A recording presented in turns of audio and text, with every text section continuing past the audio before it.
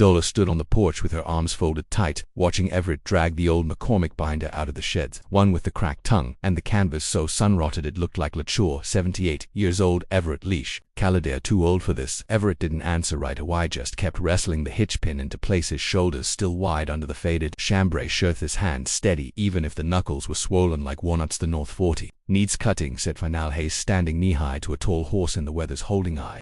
Ain't dead yet, Dolores. She came down the steps slower, own knees complaining with every tread, same knees that had danced with him at the Legion Hall in 1966 when they were young and foolish and thought forever was easy. I buried 2 husbands before you, said both younger than you are now, and neither one tried to hook up that contraption after 75. Everett straightened, wiped his forehead with the bandana he still kept in his back pocket, and gave her the same crooked grin that had talked her into marrying him 41 years ago. Third time's the charm, said Bezadeja. Ain't burying me today. Still got promises to keep. Dolores felt her mouth twitch despite herself. What promises? Asked. He pointed to the field golden in the late June light out, swaying gentle like they were listening.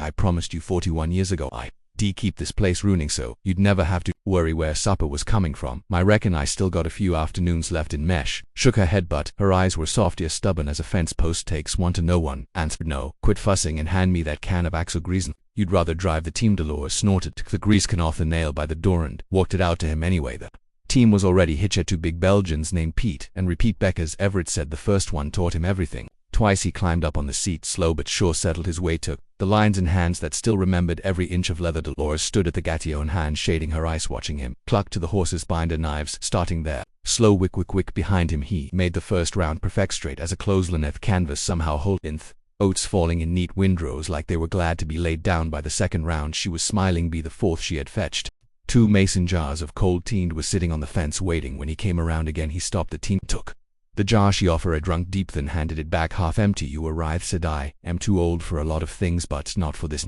Yet Dolores climbed up beside him, settled her hip against his, felt the warmth of him solid as ever. Drive on, old man, said. You'll ride shotgun and make sure you don't fall off. They worked the whole afternoon side by side on that rattling iron sether, hand resting easy on his knee, his voice humming old hymns under the noise of the binder. The sun moved slow across the sky, painting them gold. 2 white-haired kids who had somehow grown old together without noticing when the last row was down. Everett pulled the team up under the cottonwood by the house, set to the break, and just sat a minute looking out over the field. Dolores leaned her head on his shoulder, felt the rise and fall of his breathing. You proved me wrong, shit quiet. Everett turned at the top of her gray head, soft as always. I've been proving you wrong since the day you said yes, answered. Reckon I'll keep at it long as the good Lord gives me afternoons like this. They climbed down slow, stretched creaky legs, walked arm in arm toward the house where supper was waiting, and the porch swing still hung true behind them. The field lay neat and redithe binder quiet for another year, and the sun slipped gentle behind the hills, leaving 2 old sweethearts still young enough for one more day. Own more, Rowan, more promise kept. Asterisk. The years kept rolling gentle after that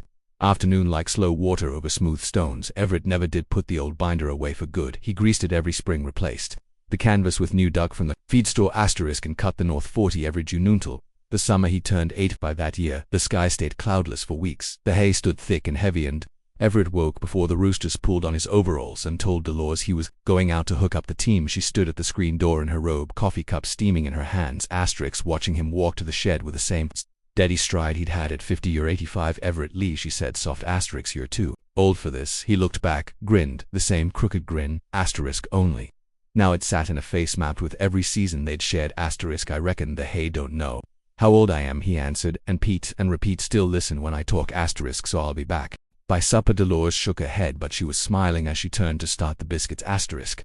He cut half the field that morning, straight rows, no swath, miss a death binder singing its old familiar song. Then around noon he pulled the team under the cottonwood, asterisk, set the break and climbed down slow. Delos saw him from the kitchen window, asterisk, saw him sit on the grass with his back against the tree, hat over his eyes, the way he used to when he was younger and needed a breather. She wiped her hands on her apron, walked with a jar of cold tea, and found him asleep, or so she thought, asterisk. The tea slipped from her fingers, shattered quiet on the ground. She knelt beside him, touched his cheek, called his name once soft, then louder, asterisk. Pete and Repeat stood patient in the trace, waiting for a word that never came. Dolores sat there a long time, one hand on his chest, feeling the stillness settle, asterisk, the way evening settles after a long hot day. She didn't cry right away, she just leaned her head against his shoulder, asterisk, the same place it had rested 10,000 times, and whispered, "You stubborn old fool, asterisk, you proved me wrong again." The neighbors came, the preacher, the boys from the coupe. They carried him gentle to the house, asterisk, laid him on the bed they'd shared for 40 years. Dolores sat beside him all night, holding the hand that still wore the gold band she'd put therein.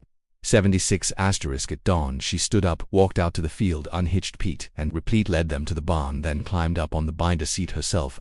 She was 81. Her hands shook a little on the lines, but the team knew her voice always had. She clucked once, and they stepped off slow and steady.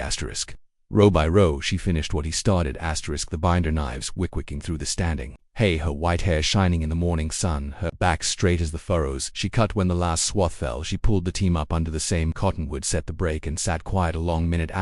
Then she spoke to the empty air beside her, clear and sure. "I told you were too old," she said. "Turns out we both still had one more afternoon in us." A meadowlark answered from the fence post, and Dolores smiled, small and fierce and tender all at once. She climbed down, patted each horse on the neck, and walked back to the house where the coffee was still warm. And Everett was waiting the way he always had, only now he was waiting in the quiet, and she knew clear as the straight rose behind her. Some promises don't end when the breath does, they just get finished by the ones left behind, still young enough to keep loving one slow, beautiful row at a time.